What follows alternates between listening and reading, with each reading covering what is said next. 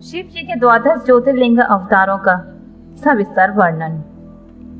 नंदीश्वर कहते हैं, मुने, अब तुम सर्वव्यापी भगवान शंकर के 12 अन्य ज्योतिर्लिंग स्वरूपी अवतारों का वर्णन श्रवण करो, जो अनेक प्रकार के मंगल करने वाले हैं। उनके नाम हैं सौराष्ट्र में सोमनाथ, श्रीशैल पर मल्लिकार्जुन, उज्जैनी में महाकाल, ओमकार में अमरेश्वर, हिमालय पर केदार, डाकिनी में भीमशंकर, काशी में विश्वनाथ, गौतमी के तट पर त्रयंबकेश्वर, चिता भूमि में वैद्यनाथ, दारुकवन में नागेश्वर, सेतुबंध पर रामेश्वर और शिवालय में कुष्मेश्वर। मुने, परमात्मा शंभु के ये 12 अवतार हैं। ये दर्शन और स्पर्श करने से मनुष्यों को सब प्रकार का आनंद प्राप्त करते हैं। मुने, उनमें पहला अवतार सोमनाथ का है। यह चंद्रमा के दुख का विनाश करने वाला है। इसका पूजन करने से क्षय और कुष्ठ आदि रोगों का नाश हो जाता है। यह सोमेश्वर नामक शिव अवतार सौराष्ट्र नामक पावन प्रदेश में लिंग रूप से स्थित है। पूर्व काल में चंद्रमा ने इनकी पूजा की थी। वही संपूर्ण पापों का विनाश करने वाला एक चंद्रकुंड है, जिसमें स्नान करने से बुद्धिमान मनुष्य संपूर्ण रोगों से मुक्त हो जाता है। परमात्मा शिव के सोमेश्वर नामक महालिंग का दर्शन करने से मनुष्य पापों से छूट जाता है और उसे भोग और मोक्ष सुलभ हो जाते हैं। तात शंकर जी का मल्लिकार्जुन नामक दूसरा अवतार श्रीशैल पर हुआ। वह भक्तों को अभीष्ट फल प्रदान करने वाला है। मुने, भगवान शिव परम प्रसन्नता पूर्वक अपने निवास भूत कैलाशगिरी से लिंग रूप में श्रीशैल पर पधारे थे। पुत्र प्राप्ति के लिए इसकी स्तुति की जाती है। मुने, यह जो दूसरा ज्योतिर्लिंग है, वह दर्शन और पूजन करने से महा सुखकारक होता है और अंत में मुक्ति प्रदान करता है। इसमें तनिक भी संशय नहीं है। तात शंकर जी का महाकाल नामक तीसरा अवतार उज्जैनी नगरी में हुआ। वह अपने भक्तों की रक्षा करने वाला है। एक बार रत्नमाल निवासी दूषण नामक असुर, जो वैदिक धर्मों का विनाशक, विप्रद्रोही तथा सब कुछ नष्ट करने वाला था, उज्जैनी में जा पहुंचा। तब वेद नामक ब्राह्मण के पुत्र ने शिव जी का ध्यान किया। फिर तो शंकर जी ने तुरंत ही प्रकट होकर हुंकार द्वारा उस असुर को भस्म कर दिया। तत्पश्चात अपने भक्तों को सर्वथा पालन करने वाले शिव देवताओं की प्रार्थना करने पर महाकाल नामक ज्योतिर्लिंग स्वरूप में ही वह प्रतिष्ठित हो गए। इन महाकाल नामक लिंग का प्रयत्न पूर्वक दर्शन और पूजन करने से मनुष्य की सारी कामनाएं पूर्ण हो जाती हैं और अंत में उसे परम गति प्राप्त होती है। परम आत्मबल से संपन्न परमेश्वर शंभु ने भक्तों को अभीष्ट फल प्रदान करने वाला ओमकार नामक चौथा अवतार धारण किया। मुने, विंध्यगिरि ने भक्ति पूर्वक विधि विधान से शिव जी का पार्थिव लिंग स्थापित किया। उसी लिंग से विंध्य का मनोरथ पूर्ण करने वाले महादेव प्रकट हुए। तब देवताओं की प्रार्थना करने पर भुक्ति मुक्ति के प्रदाता भक्त वत्सल लिंग रूपी शंकर वहां 2 रूपों में विभक्त हो गए। मुनीश्वर, उनमें एक भाग ओमकार में ओमकारेश्वर नामक उत्तम लिंग के रूप में प्रतिष्ठित हुआ और दूसरा पार्थिव लिंग परमेश्वर नाम से प्रसिद्ध हुआ। मुनि, इन दोनों में से जिस किसी का भी दर्शन पूजन किया जाए, उसे भक्तों की अभिलाषा पूर्ण करने वाला समझना चाहिए। महामुनि, इस प्रकार मैंने इन दोनों महादिव्य ज्योतिर्लिंग का वर्णन सुना दिया। परमात्मा शिव के 5वें अवतार का नाम है केदारेश। वह केदार में ज्योतिर्लिंग रूप में स्थित है। मुने, वहां श्री हरि के जो नर नारायण नामक अवतार हैं, उनकी प्रार्थना करने पर शिव जी हिमगिरी के केदार शिखर पर स्थित हो गए। वे दोनों उस केदारेश्वर लिंग की नित्य पूजा करते हैं। वहां शंभु दर्शन और पूजन करने वाले भक्तों को अभीष्ट प्रदान करते हैं। तात सर्वेश्वर होते हुए भी शिव इस खंड के विशेष रूप से स्वामी हैं। शिव जी का यह अवतार संपूर्ण अभीष्टों को प्रदान करने वाला है। महाप्रभु शंभु के छठे अवतार का नाम है भीमशंकर। इस अवतार में उन्होंने बड़ी बड़ी लीलाएं की हैं और भीमासुर का विनाश किया है। कामरूप देश के अधिपति राजा सुदक्षिण शिव जी के भक्त थे। भीमासुर उन्हें पीड़ित कर रहा था। तब शंकर जी ने अपने भक्त को दुख देने वाले उस अद्भुत असुर का वध करके उनकी रक्षा की। फिर राजा सुदक्षिण के प्रार्थना पर स्वयं शंकर जी डाकिनी में भीम शंकर नामक ज्योतिर्लिंग स्वरूप में स्थित हो गए। मुने, जो समस्त ब्रह्मांड स्वरूप तथा भोग मोक्ष के प्रदाता हैं, वह विश्वेश्वर नामक 7वां अवतार काशी में हुआ। मुक्तिदाता सिद्ध स्वरूप स्वयं भगवान शंकर अपनी पूरी काशी में ज्योतिर्लिंग स्वरूप में स्थित हैं। विष्णु आदि सभी देवता, कैलाशपति शिव और भैरव नित्य उनकी पूजा करते हैं। जो काशी विश्वनाथ के भक्त हैं और नित्य उनके नामों का जप करते हैं, वे कर्मों से निर्लिप्त होकर कैवल्य पद के भागी होते हैं। चंद्रशेखर शिव का जो त्र्यंबक नामक 8वां अवतार है, वह गौतम ऋषि के प्रार्थना करने पर गौतमी नदी के तट पर प्रकट हुआ था। गौतम की प्रार्थना से उन मुनि को प्रसन्न करने के लिए शंकर जी प्रेम पूर्वक ज्योतिर्लिंग स्वरूप में वहां अचल होकर स्थित हो गए। अहो, उन महेश्वर का दर्शन और स्पर्श करने से सारी कामनाएं सिद्ध हो जाती हैं। तत्पश्चात मुक्ति भी मिल जाती है। शिव जी के अनुग्रह से शंकर प्रिय परम पावनी गंगा गौतम के स्नेह बस वहां गौतमी नाम से प्रवाहित हुई। उनमें 9वां अवतार वैद्यनाथ नाम से प्रसिद्ध है। इस अवतार में बहुत सी विचित्र लीलाएं करने वाले भगवान शंकर रावण के लिए आविर्भूत हुए थे। उस समय रावण द्वारा अपने लाए जाने को भी कारण मानकर महेश्वर ज्योतिर्लिंग स्वरूप में चिता भूमि में प्रतिष्ठित हो गए। उस समय वे त्रिलोकी में वैद्यनाथेश्वर नाम से विख्यात हुए। वे भक्ति पूर्वक दर्शन और पूजन करने वाले को भोग मोक्ष के प्रदाता हैं। जो लोग इन वैद्यनाथेश्वर शिव के महात्म को पढ़ते हैं अथवा सुनते हैं, उन्हें यह भुक्ति मुक्ति का भागी बना देता है। 10वां नागेश्वर अवतार कहलाता है। यह अपने भक्तों की रक्षा के लिए प्रादुर्भूत हुआ था। यह सदा दुष्टों को दंड देता है। इस अवतार में शिव जी ने दारुक नामक राक्षस को, जो धर्मघाती था, मारकर वैश्यों के स्वामी अपने सुप्रिया नामक भक्त की रक्षा की थी।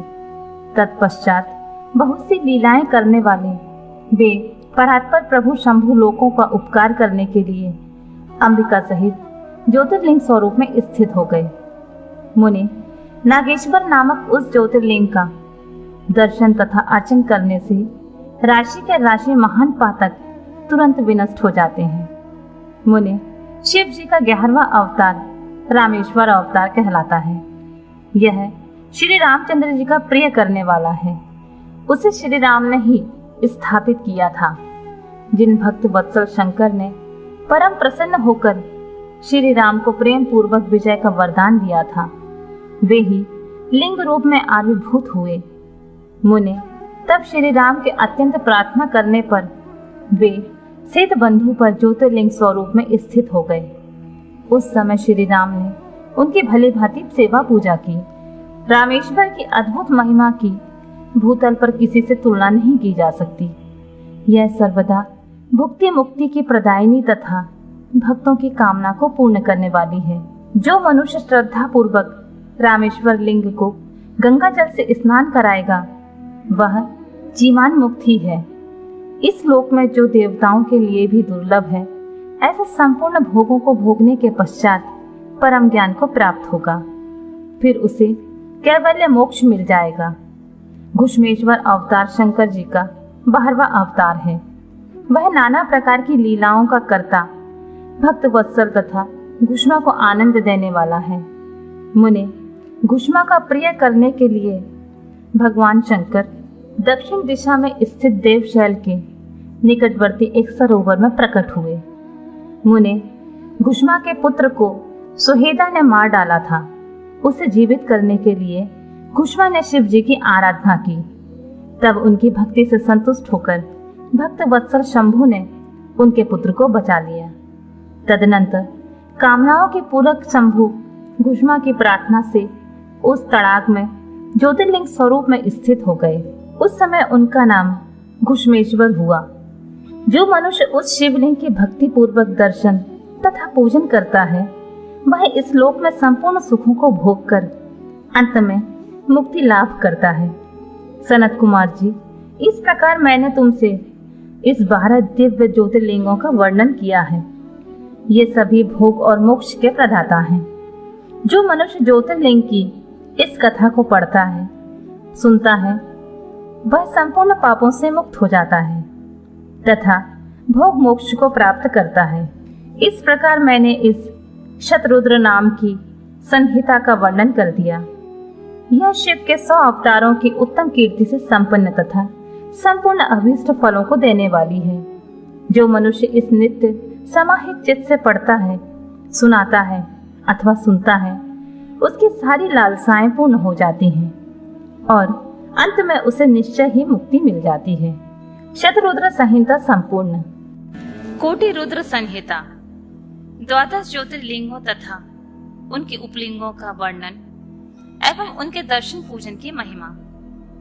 जो निर्विकार होते हुए भी अपनी माया से ही विराट विश्व का आकार धारण कर लेते हैं। स्वर्ग और अपवर्ग मोक्ष जिनके कृपा कटाक्ष के ये वैभव बताए जाते हैं तथा योगी जन जिन्हें सदा अपने हृदय के भीतर अद्वितीय आत्मज्ञानानंद स्वरूप में ही देखते हैं, उन तेजोमय भगवान शंकर को, जिनका आधा शरीर शैलराज कुमारी पार्वती से सुशोभित है, निरंतर मेरा नमस्कार है।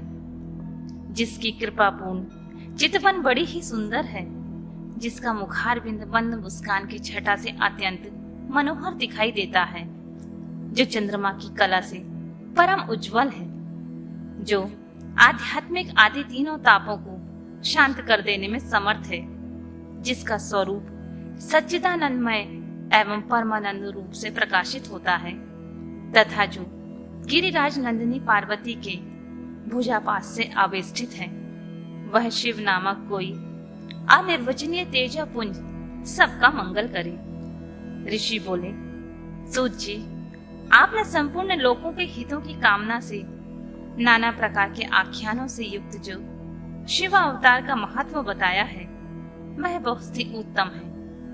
तात, आप पुनः शिव के परम उत्तम महात्म का तथा शिवलिंग की महिमा का प्रसन्नता पूर्वक वर्णन कीजिए। आप शिव भक्तों में श्रेष्ठ हैं, अतः धन्य हैं। प्रभु, आपके मुखार बिंद से निकले हुए भगवान शिव के सुरों में यश रूपी अमृत का अपने कर्णपुटों द्वारा पान करके हम तृप्त नहीं हो रहे हैं, अतः फिर उसी का वर्णन कीजिए।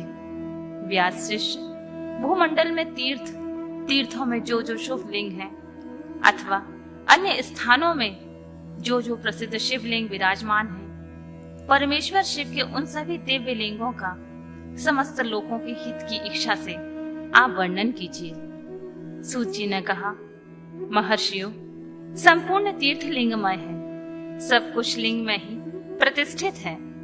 उन शिवलिंगों की कोई गणना नहीं है, तथापि मैं उनका किंचित वर्णन करता हूँ।